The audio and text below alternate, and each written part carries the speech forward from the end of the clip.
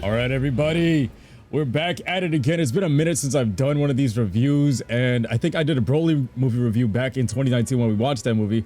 Sean and I, my brother, have seen Dragon Ball Super Hero movie, the movie as of today. And let's see, Sean. Okay, so thoughts as to how you came out of this movie and what were you expecting going into it? Because I think it was pretty damn interesting. Honestly, I didn't really have much expectations for it because it felt like superheroes, Dragon Ball Z. It would Gohan. I know like Toriyama be sidelining him so often, it don't really feel that good. But I walked in with like maybe minimum expectations, but then Toriyama kicked ass with this, and it was just a feel good movie all around. I just watched it. I was like, yo, I was just happy to just be a Dragon Ball fan. Like that shit got me good. It's like a part of me wanted to start this whole conversation off I was so happy when Luffy found his ninja way and he unleashed his Bankai. Oh, and no. then all you guys would go crazy. But bro, like honestly, I had the opportunity to watch this movie earlier back in June when the spoilers were all leaked. I could have gotten to see the movie on the bootlegged quality with the Japanese dub. I'd already seen the plot on paper, and a lot of the like preliminary thoughts were negative on this, and even I was like, bro, CGI, I was a little bit questionable, but I held out these months. I held out all these months and kept saying on the stream and all my viewers, I was like, yo, I'm not gonna watch it. I want to go in there with an open mind. I'm gonna try my best despite all the negativity I've been hearing about the CGI, about the plot and all of this. And yo, I went in there today. We just went to go see it in the IMAX theater. Like, it was the best choice to do that too, because Dragon Ball movies are meant to be loud. And bro, we walked out of there. Out of 10, Sean and I, what would you give it out of 10? I say I gave it a solid 8 out of 10. I agree with the chat here. Some people are saying 9 out of 10. Some people are saying 8 out of 10. I think it was a solid 8. Just for a movie by itself, it's solid 8. For nostalgia, you can knock it up to a 9, and even I wouldn't say a 10, but it's like 9.5. Like that shit is like, that is. The Broly movie was a 10. That was like so much action with the actual like old school graphics and stuff. But this one, the CGI grew on you very fast. Like you got used to it. It wasn't as bad as you'd think it was, and it was, yeah, like the story, there was no point I was bored. There was not a single moment where I was like, I would look to more at my phone, or if I was like wanted to look away, or like, no, it was like the movie kept me enthralled throughout all of it. Well, for me, I would agree with most of that, except for the only parts I think I would say I was bored was the beginning, with them introducing the little girl, the little Twinkie monster, Twinkie boy, but Twinkie Oreo boy. Yeah, that's actually, at least they got it out of the way at the very beginning. They had to. They had to get that out of the way in the beginning to build up the exposition, so I get it. But like out of the past movies in the decade, like there was only 4 Dragon Ball movies that have come out really, so that were mainstream in the Super franchise. So it was Battle of Gods, Resurrection F, Broly, and this is the first post-pandemic movie. So for me, like rating those 4 movies, I gave Battle of Gods a 9. I gave Resurrection F. We had seen these all in theaters. I gave Resurrection F an 8 out of 10. I gave Broly a 10 out of 10 because it had the Saiyan lore, the music, the animation on point. And right here, something that I didn't see a lot of people saying is that, bro, the music in this movie is on point. The CGI is pretty damn well. This is some of the best CGI I've ever seen, and honestly, it blew me away with my expectations because they did the CGI as perfect they probably could have, and they paved the way now, saying that, yo, they can do CGI with the fighting show. I would honestly, at this point, after letting this movie sit in my head for a few times, if Dragon Ball Season 2 comes back, I would say do it all in CGI. Get rid of the animation they were doing with the trashiness of the episode 5 moments of Dragon Ball Super. And that's iconic, those episodes. Bro, those moments where he's doing the rant, every one of these villains in the Dragon Ball Super animated show, they were doing the when you're doing the CGI, you can't be pulling that shit. It was more of, yo, we actually have to focus on the martial arts. There's a moment here where Goku and Vegeta, they're fighting, they have a showdown. Vegeta wins by just one last punch, but the great part about this is they fought in base form. Now, if you were thinking about this from a plot point of view, or like you want to see the next power point of view, you'd be like, yo, they're not fighting an MUI, they're not fighting an Ultra Ego, and you hearing that ahead of time, you're like, oh, this is whack. Nah, because when they're fighting in base form, you have to pay attention to the fists that are like the actual martial arts. You have to pay attention to the moves, and it was just, it still had those great moments. It was like, bro, it was like another long-awaited fight. What do you have to say? What else? What was another highlight of this movie for you? For me, when I was like watching it, I was just I did not expect them to just say right off the bat, Goku versus Vegeta, go fight each other. And I was like, they really fucking did it. They said they gave us exactly what we fucking wanted to see. They gave us Vegeta and Goku, and that was so nostalgic and iconic. Because when's the last time you seen these two motherfuckers fight? When? It literally was, you waited from the beginning of the series, at the very start of Dragon Ball Z, then they titled the episode Long Awaited Fight, and then we get it again. And they said, this is what, you told me that this movie was at the end of the series too. Like, this is the most latest as the chapters could get to. That means they have Ultra Ego, they have Ultra Instinct, and these two motherfuckers are fighting in base form, the iconic gold, orange and blue versus Vegeta's iconic look, and it fucking hits so hard. I was like, yo, like they just gave it to us, and yo, Toriyama delivered on that. I'm like, bro, he didn't have to do that, but he did, and I'm glad Vegeta won at the end. Out of everybody who's deserved a win against Goku, Vegeta.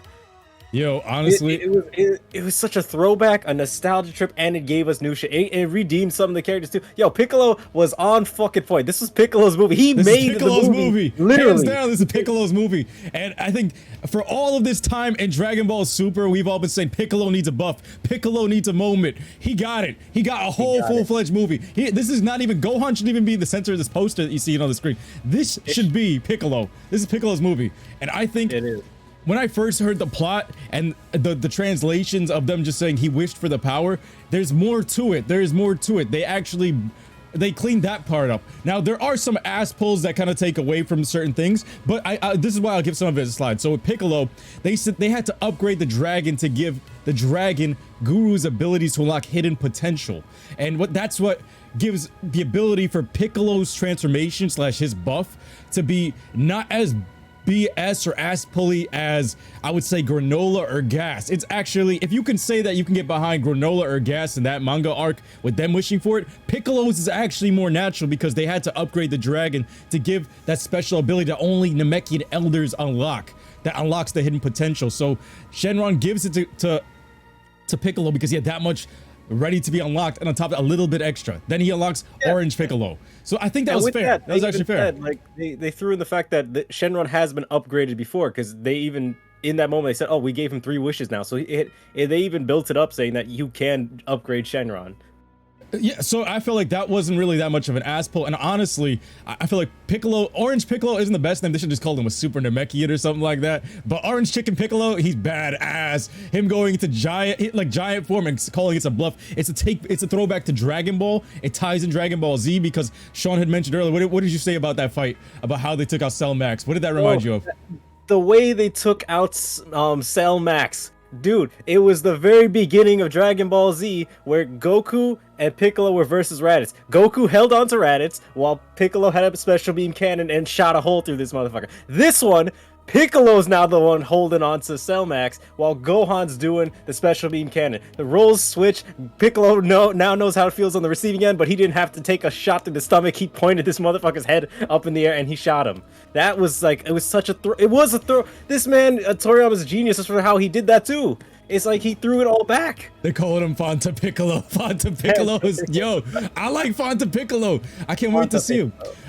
Honestly, like when I was looking at some of the posters, I was like, he looked a little bit goofy, or even when I was looking at it, the English dub, that's another thing. You guys, the English dub, whenever they do these movies, it's a different tone, it's a different vibe, it's different sound effects, it's different OSTs, in some cases, in the background. And I felt like the whole vibe the English dub portrays, despite what people might say about all the drama of Vic Magnan and the like on Funimation cast, bro, they know how to make good vibes when it comes to these Dragon Ball movies, because it touches it pulls on the heartstrings. It gives you goosebumps while you're in the theater. They know how to capture the characters and the soul of it. And what the thing is, the plot doesn't make this movie great, it's the characters. And that's why I always said there's movies like or episodes like in the Dragon Ball Z driving episode that I would always want back over some of these super episodes where them just driving around, it just being the Dragon Ball squad, it has heart to it. And that's what this movie actually has in the English dub. Minus, if you just think about it as new transformations and forms and plot lines, like, oh, I wanted to see MUI, I wanted to see Ultra Ego, I wanted to see Cell Max at his fullest, that's where you're gonna get caught in the rat race of,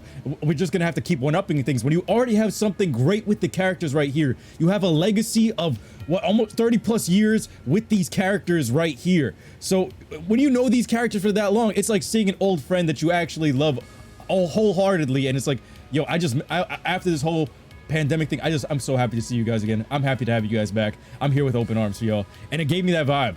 What about you? Yeah, it's like, because I didn't we know Goku's gonna be strong, Vegeta's gonna be strong, we got Gohan strong. We don't really care about that part of it. It's just we love seeing these guys on screen. We just want to see their lives and all this shit that's going on around them. Like we love seeing characters. Piccolo had pretty much everything under control this whole movie. He set everything up, and it's just great to see. Like this, they even threw a callback to the driving episode in the movie. He said, "I never got my license." Goku got his license, but Piccolo said, "I'm not going back. I don't have to." This movie was a driving episode vibe, but plus with some serious action, bro. That's why I feel like it's underrated. If you compare it to that driving episode and all the fun, the comedy, I don't think a lot of people talk about the comedy enough, and especially when it was in the Japanese leaks. The comedy is just Dragon Ball comedy. This shit was funny because Piccolo was asking all the questions that we were like. He was like addressing it from the face, like, does your eyesight get worse without Super Saiyan? Yeah. When you have to watch this with friends or at least in a theater of people, because the reactions like, yo, the eyesight thing is like, you got little Gerber Pan looking for the glasses, and then she threw them away. That was another thing. Like Pan was also adorable, and we liked her. There was no reason for us to hate on Pan. It wasn't like someone else's kid that rhymes with Horuto. Like we don't. Oh, bro, like, there's no reason to hate her. Pan was such an adorable character. Like she really was a great inclusion. She played it off alongside Piccolo. The Piccolo, father-daughter type of dynamic was amazing. It was great, bro. Yo, Piccolo racing all these kids, and he went up to God like, "Why am I picking up your daughter?" Ironically, and then in the final boss battle, he's looking at all of his students. He got Gohan, he got Goten, he got Trunks, he got Pan, and he's like, "Yo, I trained all of you, and I beat the shit out of one of you, Krillin." Holy shit! It's Piccolo's movie. But most of he had all his pupils there. It really was. When you really look at it from that angle, he was like, yo, I gotta get Gohan back in the game. You got Goten and Trunks back in the game by just allowing this all to play out. You got Pan able to fly. Technically, Piccolo is the MVP, and it's Piccolo's movie. That's why if you look at it from that point of view, yo, Piccolo got the most amount of justice. Now, Gamma 1 and 2 as well. Like, let's look at the comments here. Gamma 1 and 2, how do you feel about them as like them being the poster characters here, and they weren't technically the main baddies, but what do you think? What do you feel about them?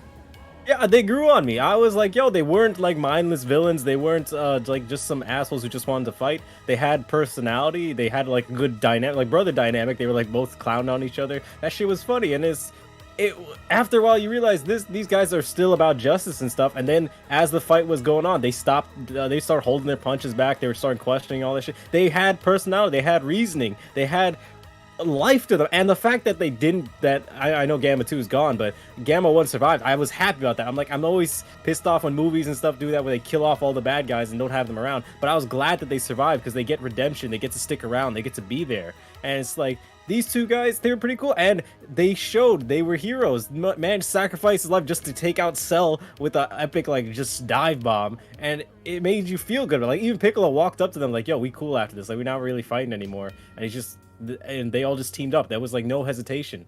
Piccolo literally said, we're just done. Like, we don't have to fight. Even that dive bomb, like, that shows how good the CGI looked. That moment was amazing. The graphics on that and the special beam cannon from Gohan was like, yo, and it just clicked in my head. CGI is actually, it passes more than the animation sometimes, because I've seen some animes, like there are like the Berserk anime where the CGI would look terrible, and I wouldn't recommend it. If you saw Beastars, that's a good anime that has done CGI that's great, because it was with animal stuff. But this is the only other anime I've seen where the CGI was on fucking point. Yeah, and you I'm see like, yo, battle damage. That was one of the main things I was worried about. Are you going to see battle damage? Are they going to look like plastic? Are they going to look like Superman unfazed, and it's going to look boring because there's no damage going through? They fully knew what they were doing with that, and on top of that, the camera angles of the battle that you can't get from regular animation, they fully utilized it. So whatever team they got right there, I feel like if they go back with Dragon Ball Super Season 2, I'm fine with them doing it if they have to do it this way, because CGI is easier to do than making somebody slave away with hand-drawn. Yeah. However, the other side to that is if you get good hand-drawn stuff like Dragon Ball Z, that's timeless. But you see with Super, I don't know if that's going to last with the way some of those episodes were drawn. It really is. They're prioritizing, like, I guess, like, what is it, monetization or quantity over quality. So it's like, if they're gonna not give us the same HD quality that Dragon Ball Z had in the past, might as well go CGI, because it's faster, it's cheaper, and you have to actually focus on each move. You can't do CGI of the hands doing the line fighting. Yeah, you can't do that, because this one they have to do punch after punch, and that was one of the things that I was so fucking hyped about. Not just seeing Goku and Vegeta jump right back into fighting, but when you see Dragon Ball Z fighting, it's a whole different feel than any other anime has ever got me into fighting. Like, bruh, Naruto doesn't hit the same way in that type of level of fighting. One Piece does not hit the same way. Bleach didn't hit the same way. It's Dragon Ball Z, just the straight hardcore punches. When Piccolo fucking came out and just took a punch straight to orange level form, and he just like, this is nothing. That's something Dragon Ball Z had fucking iconically done. When you're so strong, you take the hit and nothing happens to you. Bro, special shout outs to my boy, Bro Gamer. He says he's going out to Fresh Meadows to catch the double tip. Yo, that's where we went. We went to Fresh Meadows and watched it at the AMC Theater in IMAX. Go check it out. Try to get if you can go switch your tickets to IMAX, go watch it in an IMAX theater because you want to be engulfed in that sound. Just let it be as loud as possible and turn off your phone. But bro, going back to Gamma 1 and 2, my bad. Like Gamma 1 and 2 were really fun additions. Like I honestly, like just like a lot of people, if you look back in the comments of some of the trailers, they were like, these guys look boring, they look plain. And I was like, bro, they look like fodderized characters and they almost look like an afterthought on the poster board. But don't judge a book by its cover because they gave them some serious heart, especially number 2. At the very end of it, like when he sacrificed himself, I was like, yo, you guys, y'all are all right, especially the way how fast they were adapting during the fight. They're like, yo, we don't mess with kids. We don't, like bad guys wouldn't be doing this. And they caught on pretty quick. They weren't stupid. So they really were heroes and they weren't like cringy heroes like little Twinkie Oreo eater over there. He was actually like, yo, you guys are some real androids. You guys are really what the universe kind of needed. And especially one and losing his brother, like it was, I felt like even though we didn't get that much time with them, it still was like, damn, that hit me a little bit. One movie built them up to where I liked them. That's impressive. That's also the thing with certain animes, where episodes where you have a character who's introduced even for one episode or maybe 2, and then they die or they're not shown again, but they love them. Like if you can make us love a character in such a short time, that means they're good. And I was like, yo, I have no problem with these guys. I actually like them. That means you did a good job. Honestly, so like if I was to say that, if like out of the recent additions of characters, them doing Ginyu dances and poses, and even there was one moment where he's fighting Piccolo at the very beginning, it's like, well, why are there action cards behind you when you're attacking? Bro, the comedy joke for all his movie. Comedy was top tier, but then later on it's explained subtly in like a split second. Bro, he's creating holographic projections out of his back or something, where it actually creates the sound effects when he's attacking. It wasn't his head, and I was like, yo, this isn't just the movie adding like Borderlands type of text and shit. No, it's actually a holographic projection. It was amazing, like all the low-key fourth wall breaking stuff. They're just having fun with it, and that's what you got to go into the mindset with. This is just smile, be happy that you're alive today, be happy that you're a Dragon Ball fan, be happy that we're getting some post-pandemic and that we got everybody back in the theaters. And like if you're alongside Dragon Ball fans in that theater, everybody's just gonna be like, yo, it's a good vibe. It's like the way I would explain it. You ever walked home from school after a long day and you're just like happy to be home, or you're just walking like the sun is setting? That Kingdom Hearts last week of summer feeling, that is what I got hit with this movie, to be honest. And there's something I can't explain about it because it all happens in one school day in that movie, but it's like I really enjoyed it with the vibe of that. Like, wow, we had an adventure this one day. Nobody talk about this shit because it was a lot of embarrassing shit. Bulma wishing for a bigger butt, more cosmetics. And I kind of also just, I was like, yo, they have the Dragon Balls just there. If you could make any wishes and she's going to make sure she stay young forever, I was like, bruh, I kind of, even Piccolo was like, you could have just done some squats. You could have just done some squats, yeah, for 3 months, woman. Like, come on. But I was like, if they're just going to be chilling there, you might as well just make wishes. And if it's just, Shenron probably is just like, I'm just glad to be used. But even Piccolo's like, yo, don't stop disrespecting the dragon. Like, now, going to Cell Max, all right? So this is where I can see people having negative thoughts about this. I'm not going to talk about straight positive because this is why it's not a 10 out of 10. So Cell Max, in my opinion, was a letdown, but there's a double-edged sword to that, all right? So there's a way to look at it from a positive perspective, and there's also the straightforward negative perspective that I've seen a lot of people going into. And here's how I would break it down, and Sean, I want you to tell me your thoughts, all right? So for Cell Max, a lot of people were saying, even before this movie came out, like, yo, we're getting Golden Cell's coming back, and technically it is a Bio Broly concept of what happened here with him being revived early, and I had seen those comments early on, but the way they flowed this one through, it's not as patched together as Bio Broly, to be honest, because of the comedy and stuff like that. Bio Broly wasn't that funny of a movie in some certain senses, even though they did some of the same gimmicks like mooning him and stuff like that. It wasn't the exact same. They added some more characterization to these characters, but what I would say with Cell Max, he was released early, but think about it. If we had Golden Cell come back or something like that, if he was maxed out and he had lines, what would happen is I feel as though there's only 2 options. One, you kill him right here in the movie, or he escapes in the universe. Just like it would be basically a resurrection of F type of thing, where you either have to kill him right away or you let him escape out into the universe and turn him into a good guy. Do you guys want to see another bad guy become a good guy, or do you want to see him show up, turn golden, make everybody get buffed, and then all of a sudden you have to kill him off? I don't know. I don't feel like I would have been too happy either way just because they brought him back. And I feel like with the way they did Cell Max, the positive in the situation, right? The positive about this is it doesn't take away from any of the characters here, because this is a movie about these characters, not necessarily the villains or the opposition. Now, that does create some ass pulls in terms of the power buffing for Gohan specifically.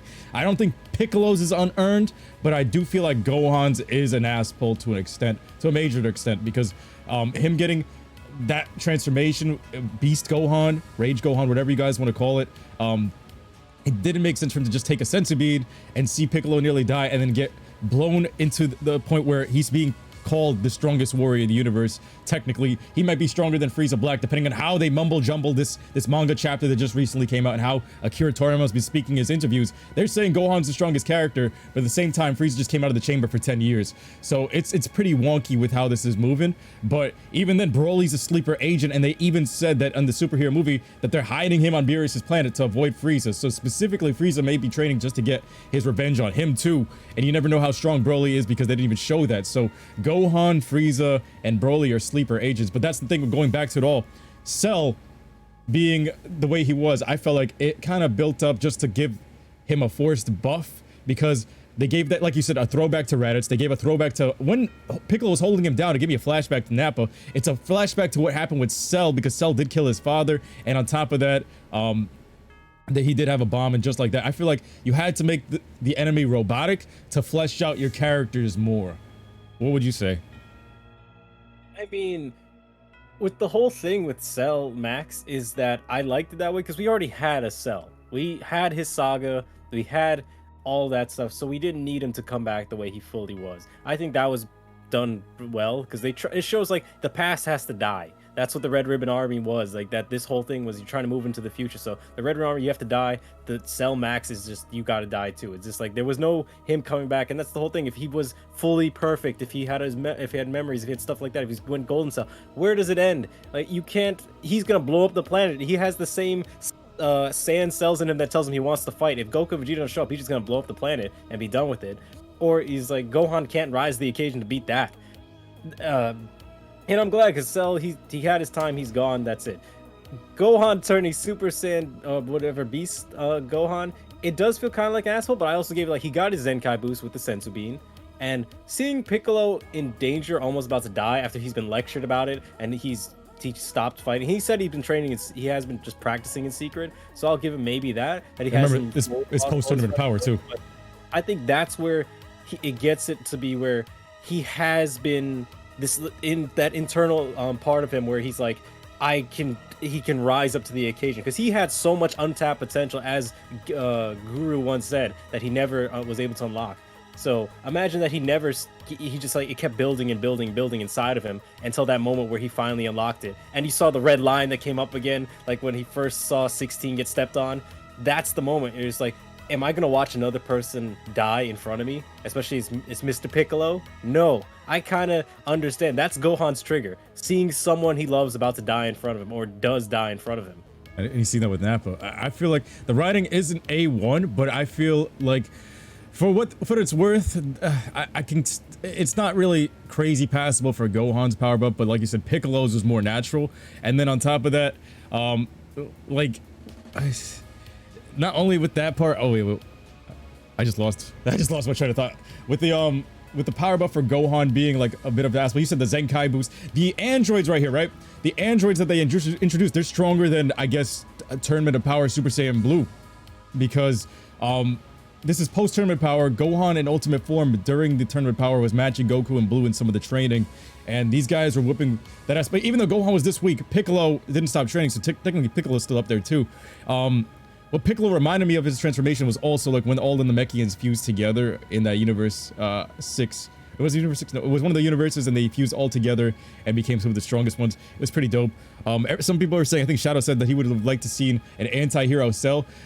Going back to that point, I was like, as much as I like Cell, I was like, damn, they're gonna turn him into another Frieza. Frieza kind of dominates that role. And as much as I love Cell and his quirkiness and how I love Devil Artemis's video on YouTube with him and like all of the Team 4-star moments with Cell, I feel like they just kind of left that one to us. Because if they took that back, do you feel like it would still hit the same? Which one? Just like bringing Cell back? If they brought Cell back, right? Like, and him being able to actually talk and he wasn't a complete Gojira. How would you feel about that? I wouldn't. I don't think it would have been good because then the movie would have had to been longer. It wouldn't. Piccolo would have lost control of that whole situation to the point where they would have had to call Goku and Vegeta to come show up. Golden Cell with that much more power, he would also learn from his mistake. He's either gonna fly away or he's gonna just blow up the planet. He's not gonna. He'd be too competent. He'd be way too competent to actually like even risk it. Like if he wanted to survive, he's like, yo, I'm blowing up the planet and I'm moving like Kid Buu. I think that intelligence is what was like, yo, if you bring Cell back in a way where he's that smart of a fighter, yo, he already tried to blow up the planet once, multiple times actually. Do you think he's gonna risk it again with these dudes, especially knowing what he knows now? And imagine he's watching from Otherworld, all these things. I don't know. I feel like Cell would be too complicated of a character to really bring back, and that's why people wanted to see a different villain. But to buff up the side characters, I think it was necessary. Yeah, especially if you bring back Cell, you got to realize how much you're bringing back. He's got the world's strongest fighters and Vegeta as like in his body, as in all his cells. He's got Frieza's cells in there. He's got King Cole's cells. He has the potential to pass everybody. If Frieza Black is up to Beer's strength, Cell could easily get up there. And it's like, bruh, are y'all gonna fight this dude again? Are you gonna have to do another blast straight to all that stuff, or you just gonna let him rest and let Frieza? You brought back one person. You got to bring back Frieza. Resurrection of F was his whole thing because Frieza is just that fucking OP. Iconic and OP, and this would have been Resurrection C. But like my boy Eric says, this is for the Gerbers and fan service. That's what I felt like it was for, and I think it was necessary because one, there's three main experiments I noticed before this movie had come out that they were trying to pull off with this. One, it's been so long since Super ended, and think about it. In this pandemic, I've seen kids pop up. I've seen little kids popping up, like I was about to say level 3s, level 4s, like 3-year-olds, 4-year-olds popped up during this pandemic, post-pandemic now. Like there's been quarantine babies, bro. It's a whole new generation that we're in, and Super's been over since what? How many years now? 2018 it ended? No. It's been a while. I think it was 2018 it ended. Yeah. I remember Dragon Ball Z 30 years, bro. It's a whole generation. 5 years. Bro, but from Super and even Dragon Ball Z, it's been 5 years. That's the age of a full-grown Gerb. They had to introduce something to pull these kids back in from when Super Part 2 drops. And on top of that, they experimented with CGI and seeing, yo, can we do this? Can we make this look amazing? And they did, because in case if anything happens, if this is well received, yo, they can do the entire show like this and less budget having to be needed. They can still pull off some really great scenes. The characters flesh out these more than anything, especially for us older people with how long we've known these characters. It actually fills up them more than anything. If we didn't know these characters at all and this was a one-off movie, oh hell yeah, we'd be like, yo, this is trash. But that's where it would. That's what Dragon Ball special. If anybody sees this movie outside of seeing Dragon Ball, you probably would hate it. But if you've seen it from start to finish, and you've been with these characters along the ride, you've seen the growth. You've seen Goku as a child grow up into who he is today. Which is the opening scene. The opening scene is him as a child. It's like, yo, this is your old friend. You've known him for this long. This is the connection that you guys have with him, and be thankful that you're alive today to see this movie. I feel like that's the whole time I was watching that intro, I was like, yo, you know how many people have died and haven't even been able to see Super? How many people haven't even been able to see like the Broly movie? How many people died from the Broly movie to now and haven't been able to see this movie? And they're like, yo, they're out of the fandom just because they didn't get to survive. That's where everybody just needs to fully appreciate the fact that just because you're not getting all the action you want, you don't get to see all the crazy shit that you want, you don't get Golden Cell, all that shit, bruh. Just be glad, like, just taking the fact that Dragon Ball Z was an anime series that ended and came back with so much hype and love because of all the fans and everything. The fact that Broly's a canon character, the fact that we still get movies, the fact that Toriyama's still writing strong, bro. When he can create stuff like this, I'm just happy because it's not even like not a sellout. It's not making just for the monetization, not for money. It's, bro, it's it's truly loving the whole series, loving the characters, loving what Dragon Ball has stand for, what it has built over the last 30 years. Hell, it sparked a whole generation of animes. One Piece, Naruto, Bleach, bruh. Dragon Ball Z is just, and especially when anybody who says they don't watch anime, I mean, they say Dragon Ball Z, and then yeah, oh yeah, we fucking watch Dragon Ball Z, of course. It's yeah, just even girls, everybody's Goku. Yeah. That's it. They know who Goku is. Like, this is how popular this character is. It's we love this stuff, and that's why I'm glad that we got this, because it has been years since our last Dragon Ball Super movie or anything. I don't read the manga and stuff, so it's like, for me and anyone else who doesn't read the manga, it's gonna be fucking wild. And hell, it was just so great that he delivered on so much nostalgia, so much Goku versus Vegeta, and Vegeta won. Like, he gave us everything that we could have wanted. No one wanted to see Goku win that fight, because it was like, yo, Vegeta has earned it. He has earned that. It was great. And then, yo, going back to your point there, you say that you didn't read the manga. Well, I do keep up with the manga, but then look at that writing too. Subtract the part about Cell, because I do agree that that's not the best part of the writing. And there's another part I'm gonna bring up in a second, but for them to dynamically write it for somebody that hasn't watched the manga, for Gerbs to be introduced, from Gerbers to get introduced to the series, and still give us fan service in terms of buffing characters, the two specific ones, Piccolo and Gohan, that we've been asking for since before the Tournament of Power, the proper way, and the way Piccolo got buffed, I would say they did a damn good job balancing that aspect. Bro, that's a lot of things to manage there, because you just jump into this movie, they're talking about Broly being strong, they're talking about Jiren being strong. They didn't mention Granola or Moro because they're still manga characters, but you didn't read the manga, but you could still fit right into the movie. And a Gerb that you bring to the theater, if you bring like a little niece or nephew or even your kid, it's like they could still sit down and be able to absorb this. Yeah, that's the thing I loved about this movie, is that there was no point where I was bored. That's how you know it's a great movie. Is even if it was like however you want to say it, it's just a Dragon Ball superhero movie, all this stuff, like it's fan service, whatever. You're still immersed. You're still watching. You never once turned away because you just love the characters. Bruh, I was just happy. Piccolo was just doing so much like fun stuff all over the place. He was literally being a spy. He was just enjoying himself because he was fully in control. He was like showing Pat, hey Pat, you gotta play along with me. Your dad's like being a bit lazy. We gotta get him back at this. And something about him being a spy with the CGI made it even more grand. I don't know what it was, because it created a depth to the building. Versus if that was just regular animation, 2D animation, I don't think that would have gone down too well, because we're like, yo, he's in a regular plane building. He's just in a regular laboratory. Piccolo, the man's got a house. He's got his own place out in the countryside. He has a granddaughter who visits him. That's one of the most underrated aspects, bro. Like, yo, all the environments that got fully fleshed out in CGI versus in 2D animation. Like his house, like you said, the entire mountain, Gohan's house, that whole base felt like you were in there versus you're watching it from an overhead flat perspective. It was really thought out. Even like the whole bubble that they created over the Red Ribbon Army's base and shattering that, you felt like you were in that dome for a bit. When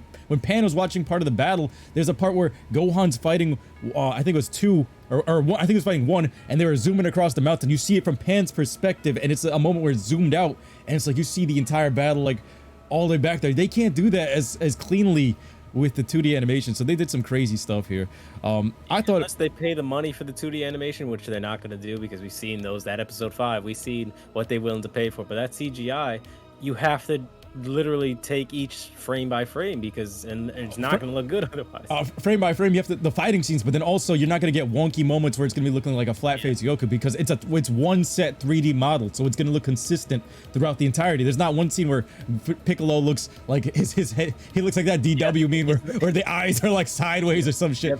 They're consistent. You can't go down in quality because they're all going to look exactly the same. The whole facial render is exactly the same. That's a good point. I like that. Like, literally, that was the best part about it versus like some of the Super animation, not the Broly movie. If we're comparing to the Broly movie, it's different because Broly movies is just insane. But if we're looking at the whole Dragon Ball Super series as an anime, there's so many inconsistencies frame by frame. Even looking at the Fortnite skins, look at Cursed Vegeta's hair. It's inconsistent with certain things versus with this, you got to give some credit to CGI. It's consistent, it's clean, and they finally in 2022 have figured out a way to do it properly. I wouldn't talk too much shit about it because they've been experimenting with this in Dragon movies since 2013 at the very least. Battle of Gods had CGI moments, Resurrection F had CGI moments, Broly's movie when they're punching through dimensions and shit, they had CGI moments. It's here where they went full on with it, and they've shown that they're a master of their craft.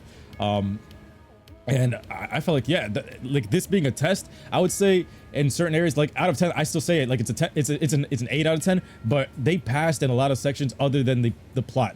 The biggest ass pull and the major issues, like the two biggest main things that I would have to complain about if I'm looking at it from a negative perspective, is Cell Max.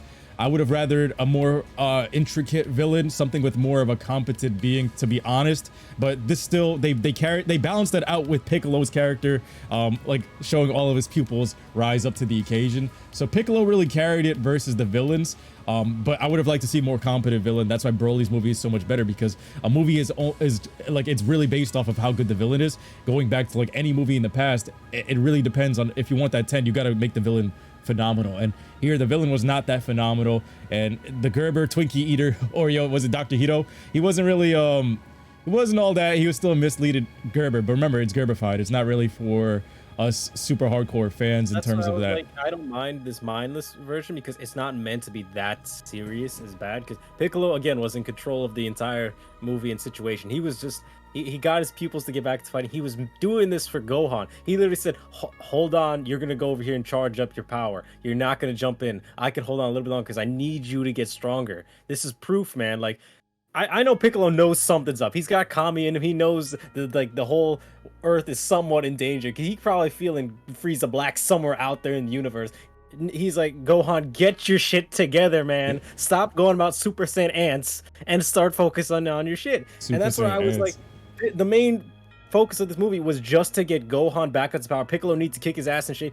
Piccolo needs himself to get the power up. That's why the villain fully doesn't entirely matter. It's more so you just have to rise to the occasion, because this is what's going to happen. You're going to have a monster who's going to destroy everything if you don't fucking step up. I mean, and in that sense, you're right with that. So, like, there's also another reason why the villain doesn't necessarily matter, because remember, it's the Gerbs have to be able to understand it. The Gerber babies that are being introduced, if you make it so that way they don't understand the character, they don't even know who Cell is. If this kid is just born, how are they gonna know who Cell is and all the stuff behind it? And on top of that, Cell, if it's a battle with Cell, it's gonna be pretty bloody and gory. How about we just make it an android, so that way it's both fan service to the hardcore fans and a Gerb that can watch his head get blown off by a special beam cannon. Like, it actually, if you're looking at it from that dynamic, if you're trying to market to both, it's genius. If you're looking at it from a hardcore Dragon Ball perspective, that's only for you as a Dragon Ball fan, oh, you're like, oh shit, I'm getting ripped off. This isn't the Cell I know. He's watered down. Oh shit, it's Cell Max, and it's just, they didn't really do it the best and that stuff. If it's balanced for both, I think that's the goal that they're aiming for. They hit that right on the head. It very much is. Like, yo, you have to bring in the new fans somehow, so I could see why they would do that. They can't make it as toxic as bad. I mean, like the amount of like dangerous and destruction that they had. Limbs missing and shit. Yeah, like you remember when they blasted Cell? Cell had like arms and shit missing. We're not gonna get any of that shit. No vanilla violence. No, you can't. This Gerber is gonna be here. That's why you got to think about it from perspective other than us, just as the hardcore fans. When you look at it from, yo, this is to introduce the kids, the young generation, to something amazing, and to give us our bit at the same time, because we've been begging for these power buffs. He gave us it all. It's really that level of fan service. That's why I can't hate that, because if you looked at it from, yo, I love the Broly movie. The Broly movie was heavy in the, it was just, it was for the hardcore fan. Broly's movie was for the hardcore fan, because it gave back the lore from all the way from the three kings, I mean the three fathers, from King Vegeta to the three of them, Broly, Vegeta, and Goku from the very beginning. Very hardcore, but still it was balanced and written in a way that a new person coming into the theater could watch it, but it was still very much the hardcore fan base. This is to get the 4-year-olds in here as well, the next generation, and to pass the torch, because it's like, yo, okay, has anybody realized, like, we're not gonna live forever? And yo, honestly, would you not want the new kids to experience this, or are we gonna keep this to ourselves? Like, for me, I'm 28 now. If I was living life on track, I would have probably, if I had money, I would have probably had a kid now, and I would have wanted to bring them into this culture. What other better way to introduce them into Dragon Ball than something like this? Oops, I hit the mic, my fault. But with Gohan, all right, so like going into this part, this is the only other part. So Cell Max, you can look at it from the point of view as, yo, he's just a bio Broly, or you can look at it as they gave us something that we know. They gave us something that they could shoot the head off of, and they can do it for something that a kid can go watch this in theaters and still see some tremendous amount of action. There was mild blood, and Piccolo did lose an arm, but at the same time, you could still see some crazy action for a 4-year-old sitting beside you, you know what I mean? So it was balanced there. For Gohan's power buff, how did you feel about that? What do you think about the design? Because me personally, I don't like his hair being, it's too long, and I don't like the fact, like at the end, that little, like, what is it, pelican looking part of his hair, looking like the Warhammer Titan spikes. Yeah, I mean the color scheme, white and red for the eyes, it's like that shit look cool, but that little pelican falcon shit over his head, it's a little bit too much. We don't really need this much hair, but it's I guess it's okay because we want to make a difference. You got Ultra Ego where he loses his eyebrows and he turns purple. You got Super Saiyan God and Ultra Instinct where he's back to normal base form. You had to make a difference somehow. Piccolo got a whole different color change just because they needed to show it's different, it's powerful. And it's a callback to the Super Saiyan 2 form to scale up with his height increase, but they could have lowered that a little bit. I like Orange Piccolo. I feel like he should be called Super Namekian, and I feel like they should have shortened Gohan's hair. But also his more than anything was the major ass pull that makes you can't give this movie like really higher than an 8. I would say because of that, because literally he just got that buff out of nowhere. Piccolo's, it was wished upon, but not in the sense of gas and granola. His is more fleshed out. Remember, it's hidden potential, and they upgraded the dragon for this one. With Gohan, he just was handed a sensu bean. You see Piccolo nearly dying, even though this could happen in Tournament of Power. Like there has to be a bigger growth there. Like there has to be one more thing. If Piccolo had also wished, hey, unlock Gohan's inner potential as well, then it would make sense. Oh yeah, but he didn't get that, and he got beat up by an android and Zenkai boost because remember that guy's like Super Saiyan Blue level and he beat him down. And yeah, you're seeing things like Pan stress you out in this day, and then you're seeing Piccolo stress you out because everybody's about to get clapped in front of you. I get it, but I feel like we spent more time with Piccolo throughout the entire thing. That's why it feels fleshed out. Gohan just literally got ripped out of his office chair, and in a couple of hours pulled basically what Broly did, where he just went to the strongest. And Akira's saying he's the strongest out of all of them, where they're going back and forth between that and the manga continuity and the anime continuity and the movie continuity. So we have yet to see them pull this all together, but that was one of the main things that's a gripe with it. That form, it has good and bad. The whole Gohan thing, maybe that in the next manga chapters or whatever part of the series, maybe there's going to be some part that shows that he had a growth or something came up and he fought, and that's why he has like this built up potential there that's ready to be unlocked. Maybe there's something that is just right before this movie something happened that Piccolo could see that he had more power in their hiding. There might be something like that can explain, and then it'll attach to this movie's like story. See, the way that that's 100% correct. That's what I was thinking about on the way home. Is like, yo, the next manga chapter, if they don't connect this with the movie, there's going to be some issues here. That's where a lot of the issues are going to come from. The way you can justify this transformation, other than the look being wonky, is Super Saiyan Trunks' rage in the Goku Black arc. When he saw both of them about to get clapped and his universe about to get dropped, what happens? The Half Saiyan unlocks Super Saiyan Rage, which is also an ass pull form, but so is MUI. MUI is literally one of the most canonically BS forms too. I've been saying that since the beginning. It's plot armor instinct, but now everybody's getting it. But Ultra Ego is just the one that's been fodderized, but we had Super Saiyan Rage for Trunks, so it's the same exact kind of concept here with Gohan, even though it's not Super Saiyan Rage, it's Beast Gohan or Rage Gohan. And even this transformation can't even be considered like too far out there because we have Super Saiyan God, we have Ultra Instinct, we have Ultra Ego, we have Trunks' Rage form, we have just the fact that Super Saiyan 3 is only an ability that Goku has adapted. Like transformations for these Saiyans has always been like it can go anywhere. Just the fact that they have basically established it. So Beast Mode Gohan, not that far out of reach. It's just how did this get to here?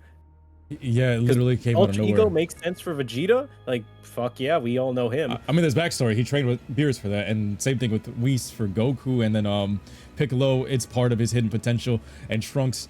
That's really the thing is these half Saiyans got some ass pulls, and this one's one of the worst ones though because literally in the same day you didn't really do any training. In the same a couple of hours you went from not being able to sense Piccolo's power level to holy shit, you're the strongest in the universe. Like, come on, Broly was more of a prodigy than this. It didn't really that was the one I can't really look past, but still fun and iconic when he pulls out, yo, I've been training this special beam cannon in private. He's just like fiddling his thumbs when he said that, and I was like, oh man, you gotta love it's like a father-son dynamic. It's more of a father-son dynamic than him with Goku. It really is. It's like, yo, Piccolo is Gohan's real dad.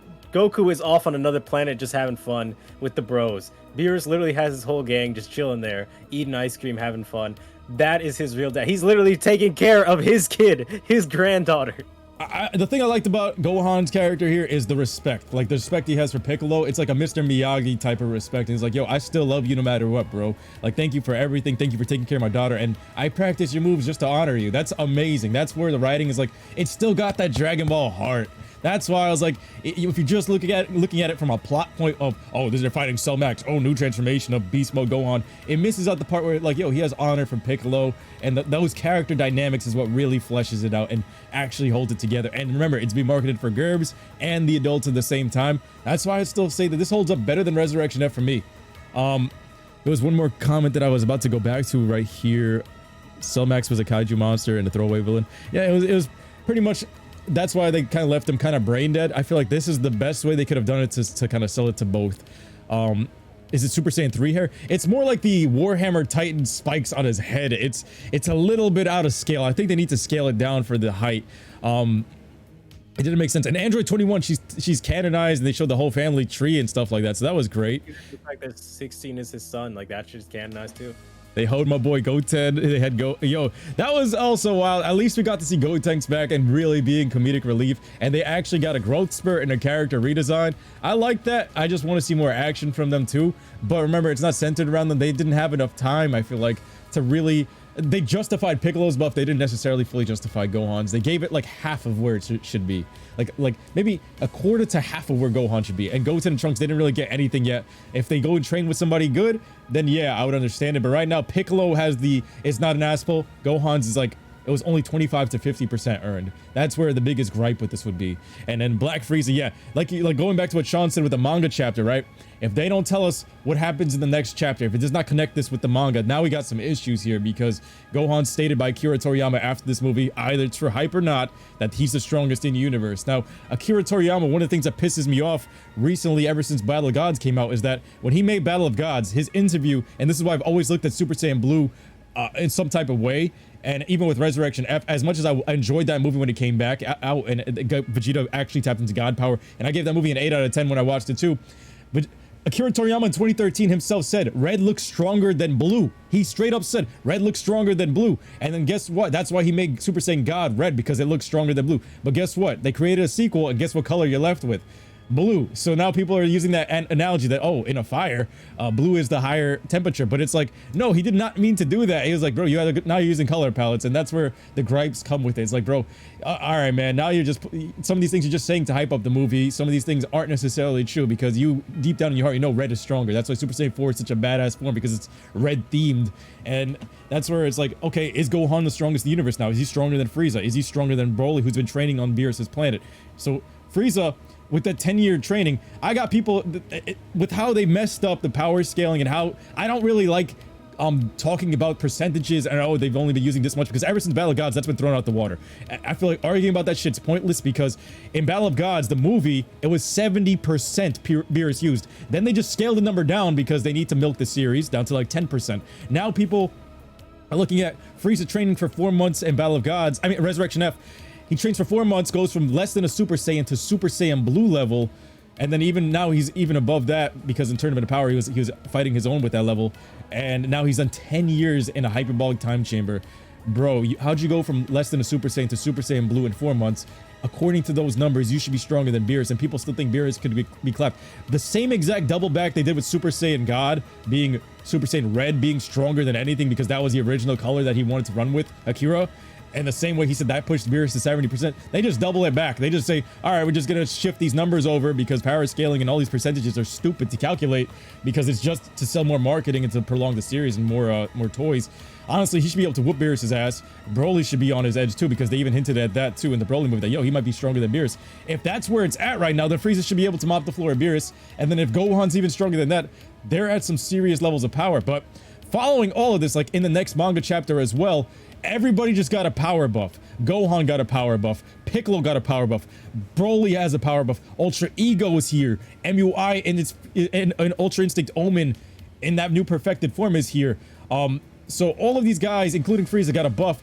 I have a feeling that there's a new tournament that's about to start up, because that's what we're due for. The Broly, in between the Tournament of Power, we've had Broly, we've had Moro, we have Granola, and now this technically in whatever it might be a mini arc, right?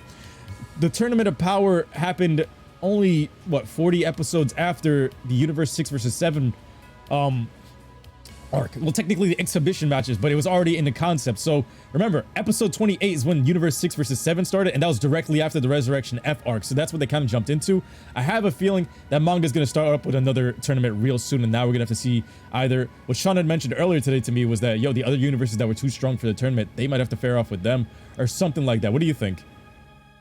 Honestly, seems to be all leading to a head of where you gotta take this. You said all those power-ups, all those characters, all getting stronger. For who are they fighting? Who is the end game boss that Dragon Ball Z or Dragon Ball Super or whatever they're gonna call at the end of it? What is the end goal here that you have all these characters powering up to fight? Is Xeno going to like just come out and clap everybody? What is this? Yeah, at this point, be... we fighting the Grand Priest or what? What's going on? Demerno? That's where it's got to go. It's like, come on, you're powering up all these guys. That means someone even more hyped up than Granola and Moro is out there that you had to power up all these characters. I mean, right now it looks like a Frieza, but I don't know, man. Like you said, the next manga chapter has to connect this somehow because, like the movie did, it did ignore the 2 previous manga chapter arcs. But remember, it's balanced for the fans. Like if a Gerber was to sit down and see who the hell is who's Moro, who's Granola, I barely know who Jiren is, I barely know who Broly is. It's gonna be overload for a Gerb. So you know, there was that moment in the movie where they brought up like the gods of destruction after they talked about Jiren and all the powerful people. Yeah. What if Toriyama's trying to get everybody strong so they can all take a place as a god of destruction?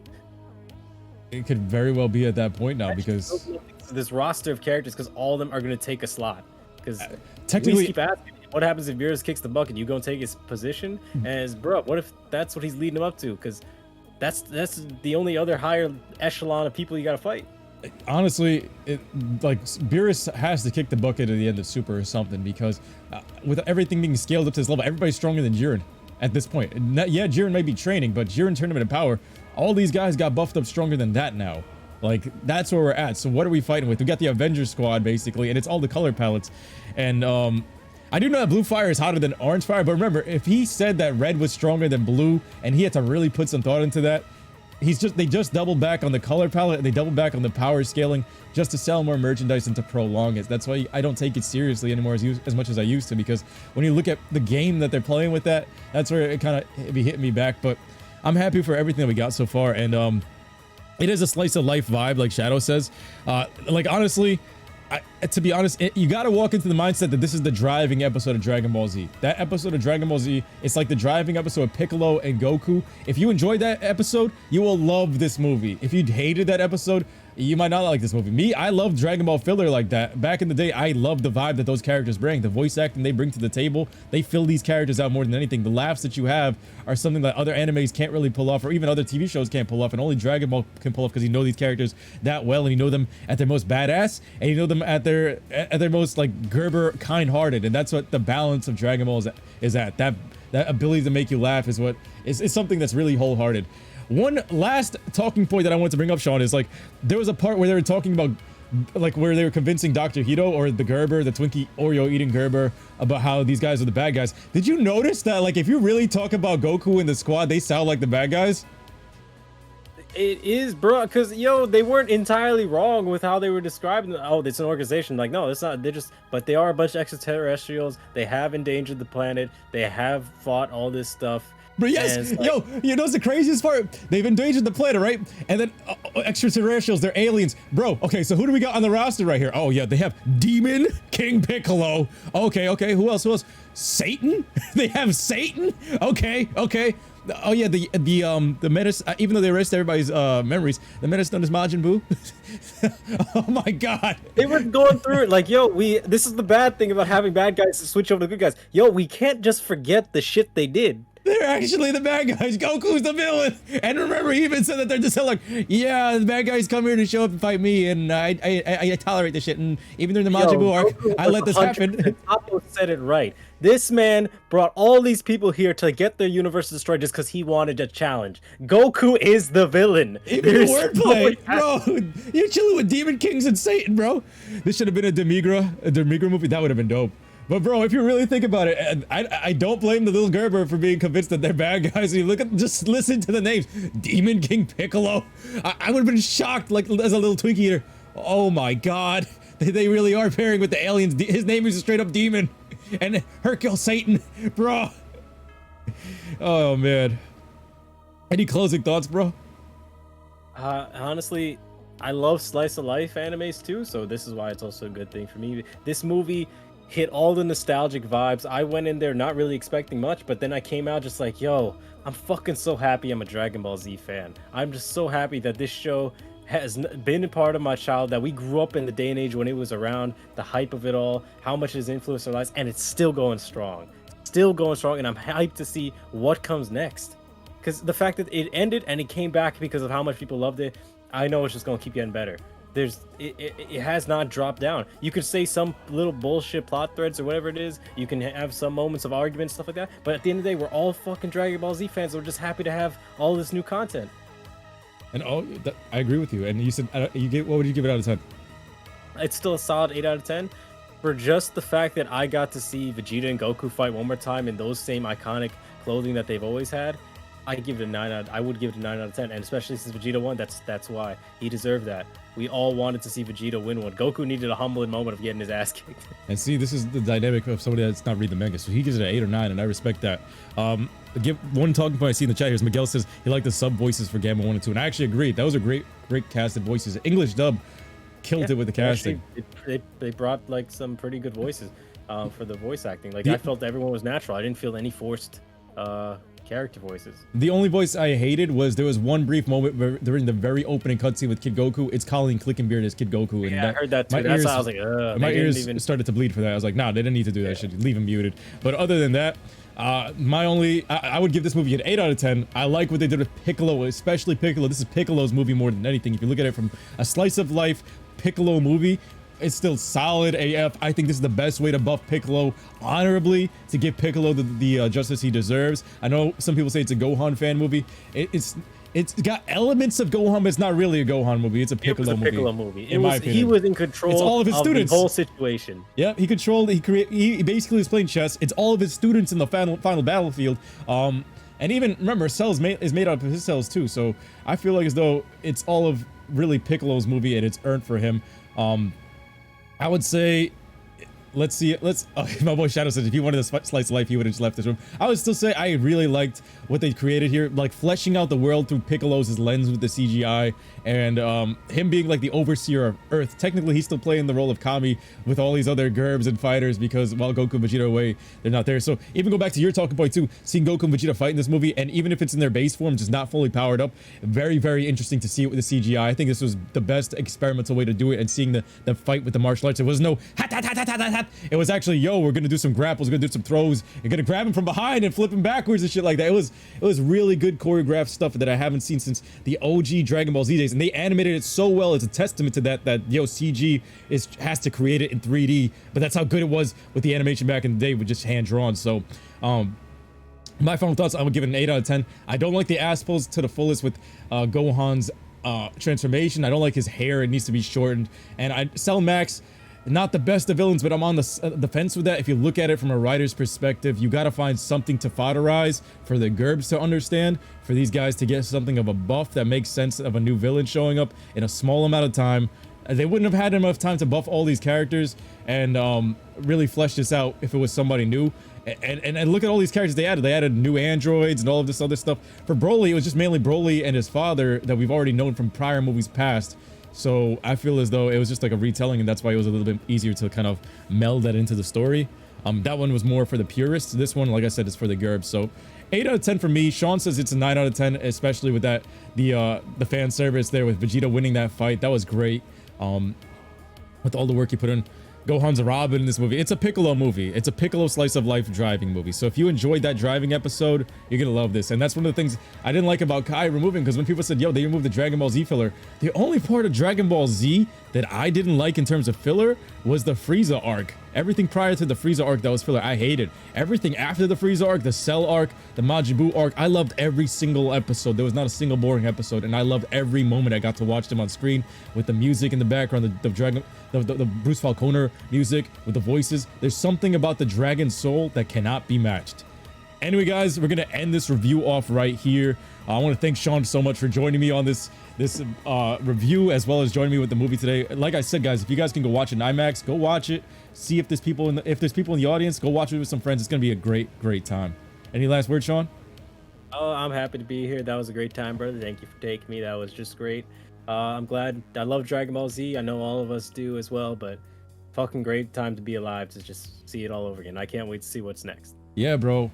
Same. Like, I walked out of that theater, just grateful that I'm alive, that I got to watch this movie, that the Dragon Ball fandom is still going strong, and it probably just recruited a bunch of like kids to get into the series. And maybe we're gonna see some great things from here. Even if they return with Dragon Ball Super Season 2 with CGI, if they bring it at this level and this level of quality, I'm not upset. So, final verdict: Sean says 9 out of 10. I give it an 8 out of 10. And yeah. We're going to end this review right here, guys. I'm going to be streaming Final Fantasy, so if you guys want to stick around, make sure you guys subscribe to the channel. Smash this video with a like. I'm going to be re-uploading this to YouTube as a separate video, so you guys can see it in its fullest. Please smash it with a like. Let's see if we can break the algorithm. I'll catch you guys in a bit, all right? Young Muddy Baby. Peace out, guys. Love y'all.